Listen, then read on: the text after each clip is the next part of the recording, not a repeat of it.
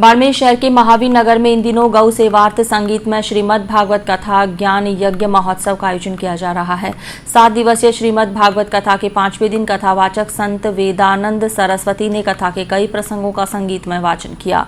कथा को सुनने को लेकर बड़ी संख्या में श्रद्धालु उपस्थित रहे। कथा के कई प्रसंगों पर श्रद्धालु नाचते झूमते नजर आए।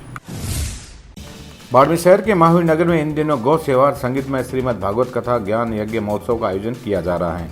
7 दिवसीय श्रीमद् भागवत कथा के 5वें दिन कथावाचक संत वेदानंद सरस्वती ने कथा के कई प्रसंगों का संगीत में वाचन किया। कथा को सुनने को लेकर बड़ी संख्या में श्रद्धालु उपस्थित रहे। कथा के कई प्रसंगों पर श्रद्धालु नाचते झूमते नजर आए। दरअसल महावीर नगर में मावड़ियाई जी गौशाला की ओर से गौ सेवार्थ संगीत में श्रीमद् भागवत कथा ज्ञान यज्ञ महोत्सव एवं वेद प्रचार व नैनी बायरो मायरो कथा का इन दिनों आयोजन किया जा रहा है। कथा के दौरान प्रतिदिन प्रातः 5 से 6 बजे तक प्रभात फेरी, 6 से 7 बजे तक योगा, 9 से 10 बजे तक हवन और दोपहर 12 से शाम 4 बजे तक श्रीमद् भागवत कथा का वाचन किया जा रहा है।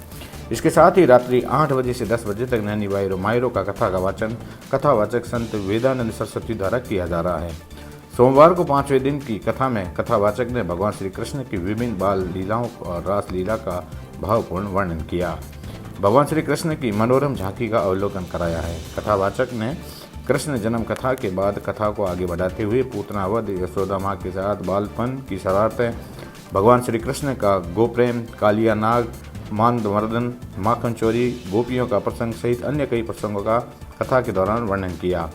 कंस का आमंत्रण मिलने के बाद भगवान श्री कृष्ण बड़े भाई बलराम जी के साथ मथुरा को प्रस्थान करते हैं। श्रीमद् भागवत कथा के दौरान कथा व्यास द्वारा बीच बीच में सुनाए गए भजन पर श्रोता भाव विभोर हो गए।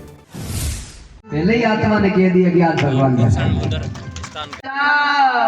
ठीक तो होना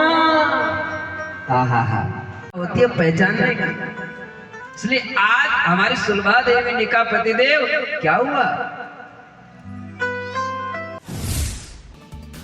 कथा व्यास ने कहा कि भागवत कथा विचार, वैराग्य, ज्ञान और हरि से मिलने का मार्ग बता देती है। कलयुग की महिमा का वर्णन करते हुए कहा कि कलयुग में मानस पुण्य को सिद्ध होते हैं, परंतु मानस पाप नहीं होते। कलयुग में हरि नाम से ही जीव का कल्याण हो जाता है। कलयुग में ईश्वर का नाम ही काफ़ी है। सच्चे हृदय से हरि नाम के सुमिरन मात्र से कल्याण संभव है। श्रीमद् भागवत कथा श्रवण को लेकर कथा पंडाल में रोजाना सैकड़ों श्रद्धालु पहुंच रहे हैं।